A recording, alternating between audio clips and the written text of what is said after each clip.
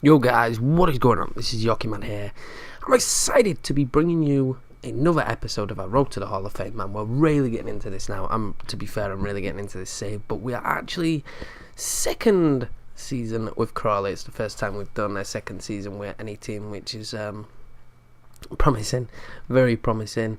And yeah, I'm excited to see it. Second season, we got given a little bit of money, not crazy amounts, but we got given a little bit. But you guys will want to see the transfers first, won't you? We didn't actually spend any money, free transfers. But we brought some money in, a total of 130k, which I think is pretty good. Isle McLeod went out on a free, so did Ryan Dixon and Sonny Bradley. Three players who didn't feature really, didn't do anything last year for me, did they? McLeod definitely didn't. His last year was awful. Yeah, 9 and 1 goal, really bad. Ryan Dixon, again, was the same. He's gone to Shrewsbury, fair enough. 11 and 1. With 6.76. He could have been useful, but the position he plays, defender left, we're all covered, so I wasn't too bothered. Sonny Bradley spent the whole season out a lot. Connor Henderson left us and went to Rotherham. He was just unhappy. I couldn't find a place for him really in the squad. A little bit of a shame, but as long as he's happy where he is at Rotherham, I mean, they got relegated at the end of the day. And Lewis Lang recently, he came to me and said he was unhappy, and I was like, okay, well, you're not going to be getting many starts at the minute because I've got better players. So I let him go to Exeter down in League 2.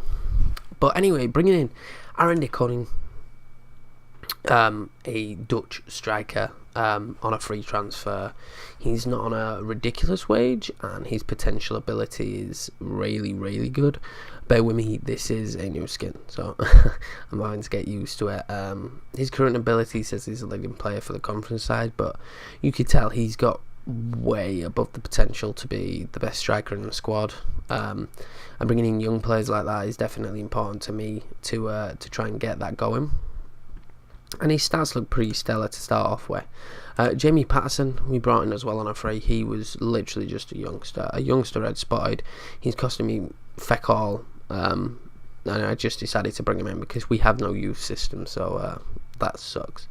Ellis Plummer, someone who I seeked out pretty early on. I saw him. We needed structure in the defence. I thought Sam Magri was going to be going, so he was a definite to bring in. And as you can see already, his average rating is 7.04 so far this season. Ryan Tunnicliffe, someone who I'm pretty excited about actually, the Brit, the 23-year-old. He's good for this level, very good for this level, and I'm hoping he'll progress well. He has the potential to be a key member at the club. I think he'll be very, very good. He's a good player already for most League One sides, and he should, as you can see, should improve. But he's at best central midfielder at the minute, so that's really exciting. And then the big one for me, really, I would say, Andreas Pereira. He was at Man United. He's a very, very strong player and very talented player. Average rating already in the league of 7.25. He's playing very good.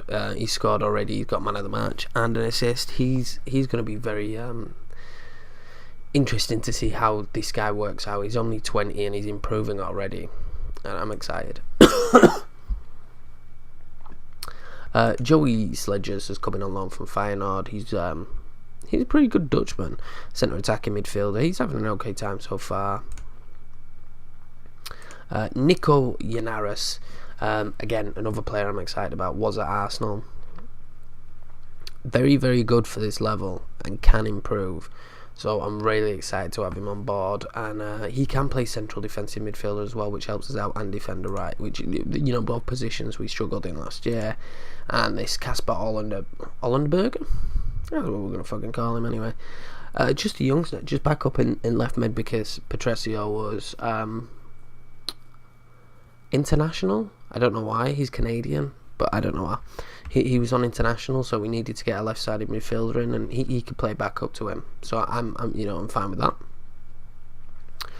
Let's do the schedule, guys. So friendlies wise, we started off with a great win, a 3-0 win there. But we had some tough games. We shouldn't have lost to Oxford. It was a poor one, but the team was starting to gel. And I'm slowly starting to see that come to fruition now. But Pereira gets his first goal, but Josh Ruffles scored 2 very early on. We lost 4-2 to Brighton, which was actually closer than expected, and I thought we'd get massively turned over. 1-1 to Sutton United again. This is one we should not have been drawing. A little bit frustrating. QPR game we lost 4-1. They are our officiate club. We get players from them, and they pay us. But they are actually finished, I think, 4th in the Premiership last year. They've got an unbelievable squad for 3 seasons in. But yeah, we lost first game of the season to Tranmere after having a player sent off and conceding that penalty, which was a little bit frustrating because we was doing really well up until that point. Then lost 2-0 in the Capital One Cup against Walsall, and I was starting to get frustrated at this point because we was playing well, we was creating chances, but losing. And then we came up against Scunthorpe and we beat them 2-0. Which I was very happy about. We needed to get some points on the board. Played against Sheffield United, lost 1-0. Very unlucky though, we played very well and probably should have sneaked a goal. We then beat Rochdale 4-2 in a pretty close game, but Aaron Niconin came on right at the end to score 2 to give us the 4-2 win. And then we just recently beat Doncaster 1-0, Andreas Pereira scoring. So I'm hoping we can get on some kind of a run. As we said last time, if I'd have performed anything like anything like I did in the second half of the season last season, then we'd have been promoted. So hopefully we're going around the same lines of that as again.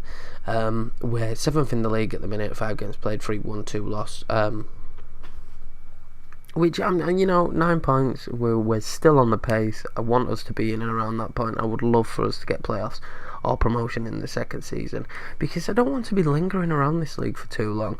I mean, if we spend a second year down here, then I may have to look at, because of the financial state that Crawly are in, going to another club. It's not what I want to do, but I might have to, because financially they expect us to plummet and go quite badly. Obviously, that shouldn't be the case, because